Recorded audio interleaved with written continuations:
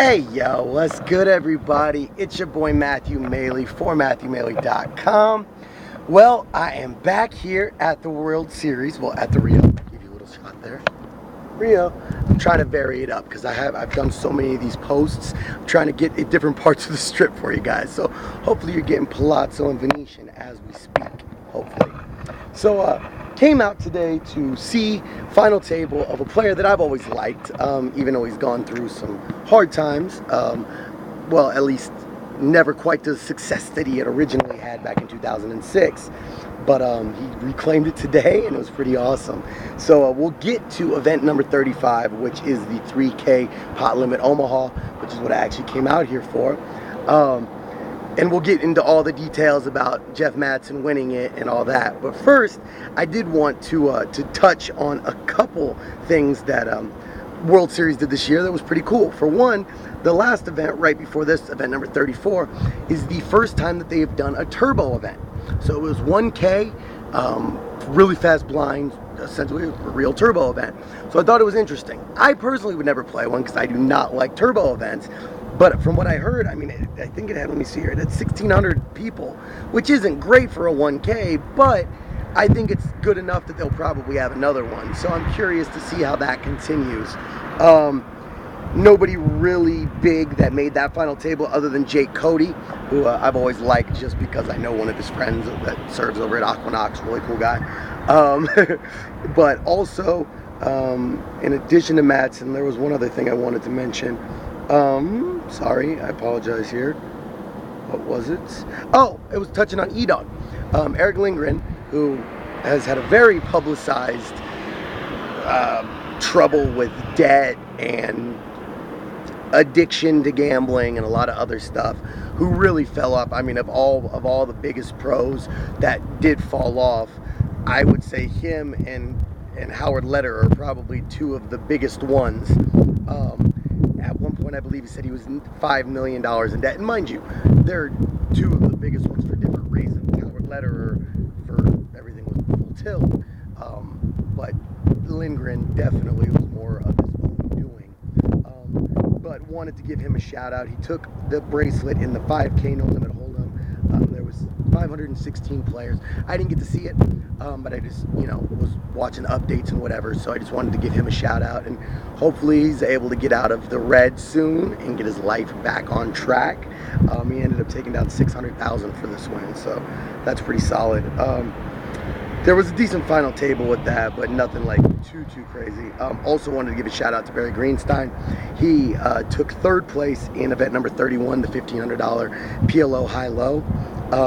So I was, I've always liked Barry. He's a cool guy, and Ace on the River was a great book. So wanted to give him a shout out as well. Also Marco Johnson. I've never been really familiar with him as a player. I didn't get to see this final table either, but he's been having a really good series. So I want to give him a shout out. And then I think that's everything. Yeah, that's everything that I wanted to touch going up to Lindgren. I'm sorry, going up to Madsen. So again, we are back to event number 35, which is the 3K PLO. And I didn't get to see it from the beginning of the final table. I saw it from, I think, 5-handed. Let me see who was eliminated in the 5th. Yeah, it was 5-handed because I got to see like 3 or 4 hands before Scott Clements got eliminated. Which he's also a 2-time bracelet winner, so that was a big thing. But Madsen had the lead most of the tournament from what I read. But going into the final table, he definitely had the chip lead up until it got down to heads up, when the first time of the whole final table that Madsen didn't have the lead. But they were like 2 blinds apart. So it wasn't like, he was at a severe chip disadvantage by any means. Ended up getting down to heads up with Douglas Corning. They played back and forth for a little while, and Madsen was able to take the lead pretty quickly back and held on. So it was really cool just to see. I've always liked Madsen. I always thought he was a cool guy. I met him a couple times, and just the way he just blew up when he was 21 back in 2006 and just blew up onto the poker scene is, exciting for any up-and-coming pro or up-and-coming player that sees that happening, you know. Being able to win 2 bracelets on another final table is just crazy. So sadly, he hadn't really been able to replicate any of that since 2006. Amazing, it's been 7 years.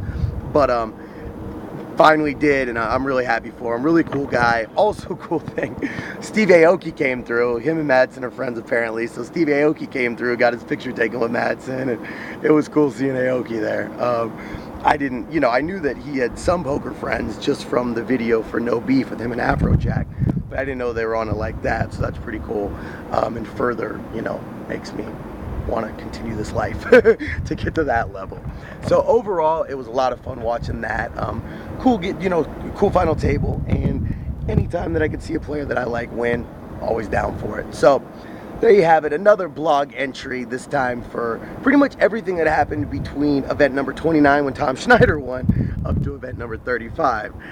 So I just kind of wanted to touch on some of the things that had happened in those events, and you know, for everybody who can't be here at the series, give you guys a little taste of it, and hopefully it'll, you know, at least get you through until next year. So, as always, I am Matthew Maley. This is MatthewMaley.com, and thank you guys for all the support. Of course, you can always check out all my videos on MatthewMaley.com in the video blog tab, or if you like, check me out on YouTube, because sometimes the website's a little bit of a busy. So check me out on YouTube if not. And of course, you can always just search for Matthew Maley Poker or MatthewMaley.com, and that'll get you all my videos.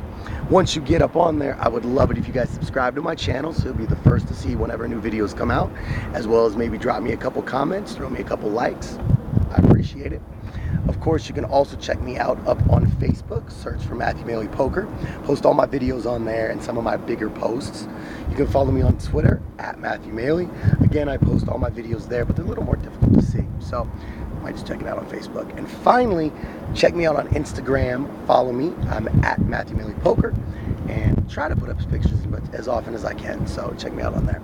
And until the next video, I'm officially signing off. Hope everybody's having a great week. Peace out, y'all.